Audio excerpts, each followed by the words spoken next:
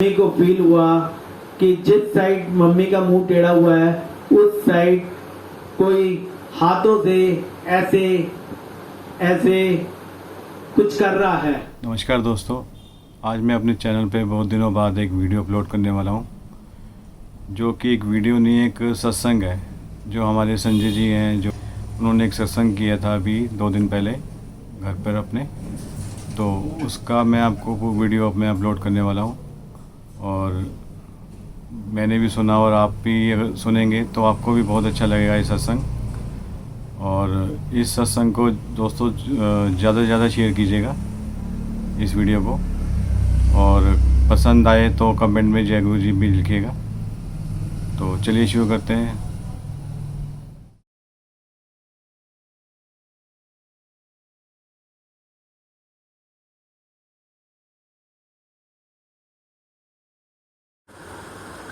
जय गुरु जी को प्रणाम। गुरु जी की प्यारी प्यारी संगत को जय गुरु जी का लख लख शुक्राना कि आज मैं आप सब लोगों के सामने गुरु जी का सत्संग शेयर कर रहा हूँ। सन 2014 में गुरु जी ने हमारी पूरी फैमिली को अपने चरणों से जोड़ा। मेरे मम्मी और पापा दोनों कट्टर राधा स्वामी, जिन्होंने 50 साल से भी ऊपर हो गए राधा स्वामी का नाम ले रखा था। गुरुजी ने पता नहीं कब और कैसे उनको अपने चरणों से जोड़ा, जिससे कि हमारी पूरी फैमिली बहुत हैरान हो गई। 2014 में मम्मी और पापा ने गुरुजी के मंदिर जाना शुरू किया, सोमवार को कीर्ति नगर बस के द्वारा। और 5-6 हफ्ते वो लगातार गए और हमें कुछ भी नहीं बताया कि हम कहाँ जाते हैं। एक दिन उन्होंने बताया कि हम मंडे को मेडिटेशन पे जाते हैं, और उसके अगले हफ्ते उन्होंने बताया कि हम छतरपुर राधा स्वामी सत्संग के बिल्कुल साथ गुरुजी का मंदिर है, वहाँ जाते हैं। हम कोई मेडिटेशन में नहीं जाते, हमने आपसे झूठ बोला था। मम्मी पापा ने हमें यह सच्चाई बताई, जिसे सुन के हम सब आश्चर्यचकित हो गए।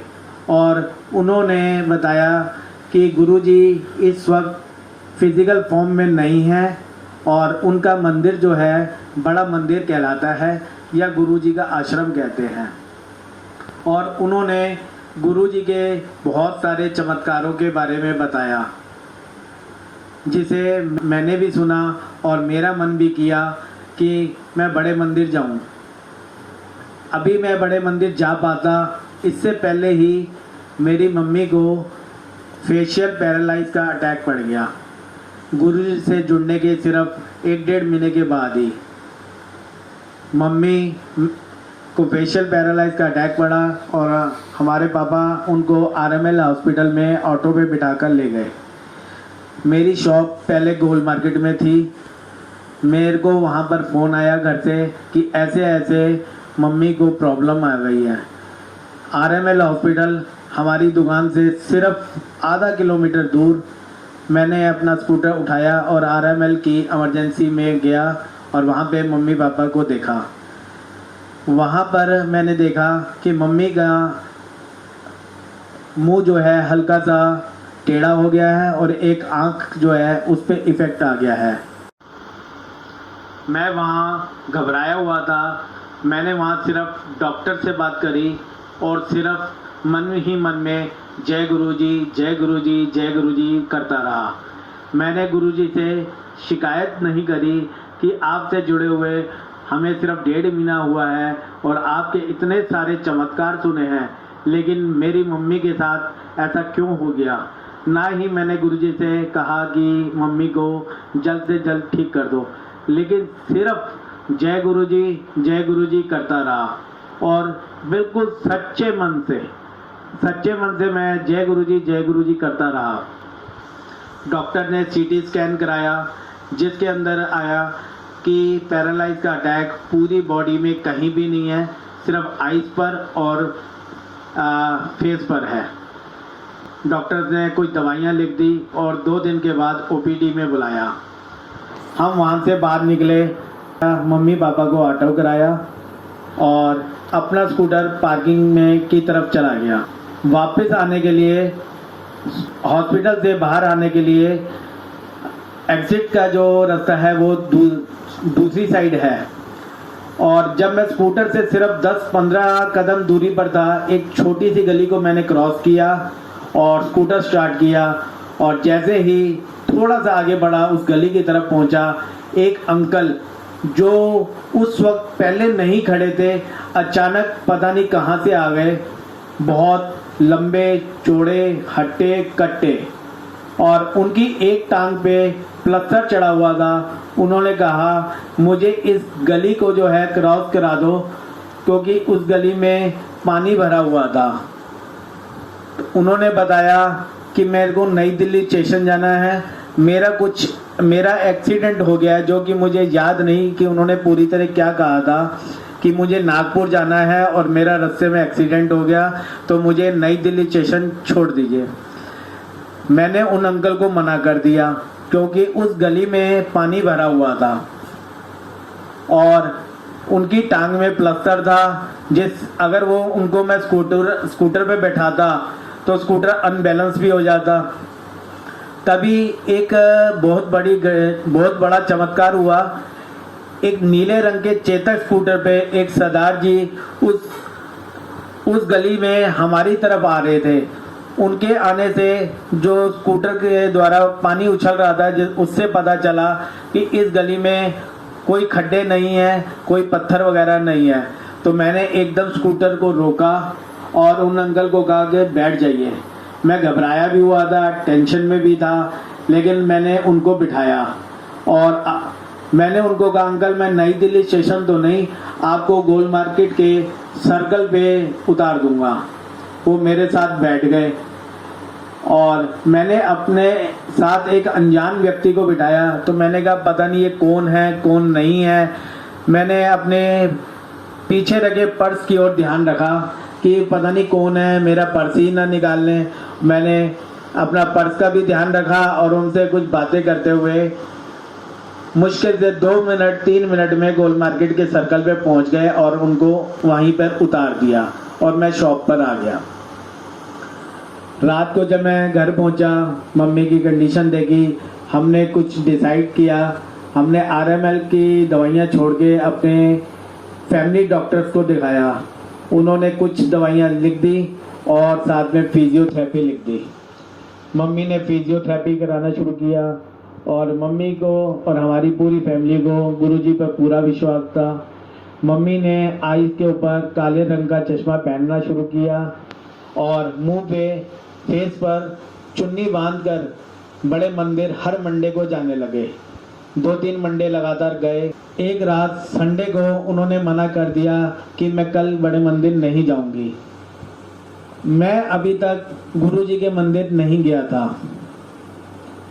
इससे पहले कि मैं आपको एक घटना बताता हूँ कि हमारे घर में गुरुजी का एक भी स्वरूप नहीं लगा था और ना ही मैंने गुरुजी के दर्शन किए थे। हमारे घर में कुछ समय के बाद गुरुजी का एक स्वरूप कमरे में लगा, फिर दूसरे कमरे में कुछ दिनों के बाद लगा और उसके कुछ दिनों के बाद तीसरे रूम में लगा। जब हमारे घर में तीसरे कमरे में गुरुजी का स्वरूप लगा तो मेरा एकदम दिमाग जो है चौंक गया कि इन्हीं अंकल को तो मैंने हॉस्पिटल से गोल मार्केट के सर्कल तक लिफ्ट दी थी। तब मुझे ये भी नहीं पता था कि गुरुजी आज भी अपनी संगत को साक्षात दर्शन देते हैं। मैंने गुरुजी को देखा भी नहीं था और गुरुजी ने मुझे उस दिन साक्षात दर्शन दिए। गुरुजी आपने मुझे साक्षात दर्शन दिए, उसके लिए लख लख शुक्राना। अब मैं आपको बताता हूँ कि हमने जब फैमिली डॉक्टर को दिखाना शुरू किया तो उन्होंने अपनी दवाइयाँ लिख कर दी और साथ में फिजियोथेरेपी के लिए भी बोला। मम्मी ने दोनों चीज़ें शुरू करी, दवाइयाँ भी और फिजियोथेरेपी भी। मैं आपको बता रहा था कि जिस दिन मम्मी ने मंदिर नहीं जाना था, मना कर दिया था, उसी दिन सुबह 4:30-5 बजे के आसपास मम्मी को फील हुआ कि जिस साइड मम्मी का मुंह टेढ़ा हुआ है उस साइड कोई हाथों से ऐसे ऐसे कुछ कर रहा है। मम्मी एकदम घबरा के उठे, फटाफट लाइट जलाई, देखा तो कमरे में कोई भी नहीं था। मम्मी को लगा शायद मेरा वहम है। मम्मी टॉयलेट वगैरह गए और आके जैसे ही लेटते ही उन्हें दोबारा से वही चीज महसूस हुई कि फिर से कोई ऐसे कर रहा है।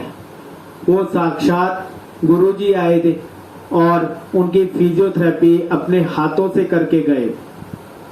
इसके बाद मम्मी ने कहा कि मैं बड़े मंदिर जाऊंगी और मैं और मम्मी दोनों बस से गुरुजी के मंदिर गए।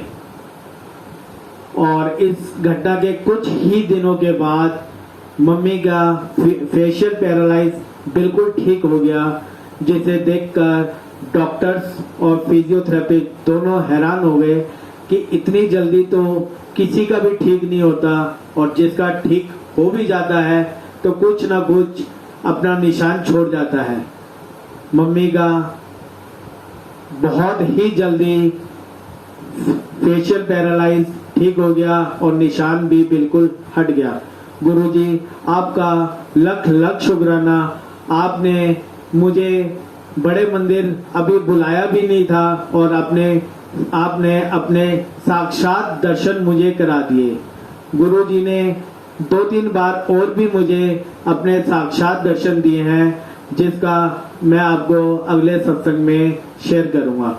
गुरुजी आपका लख लख शुक्राना। जय गुरुजी, जय गुरुजी, जय। तो दोस्तों, आपने वीडियो यहाँ तक देख ली है, तो आपको ये सत्संग कैसा लगा ये कमेंट करके ज़रूर बताइएगा, और कमेंट में जय गुरुजी भी ज़रूर लिखिएगा। और इस वीडियो को ज़्यादा से ज़्यादा शेयर कीजिए, ताकि जो गुरुजी की संगत है वो भी इस सत्संग का आनंद ले सके। और इस चैनल को भी सब्सक्राइब कर लीजिए। कमेंट में जय गुरुजी लिखना मत भूलिएगा। तो मिलते हैं किसी और वीडियो पे, तब तक के लिए जय गुरुजी।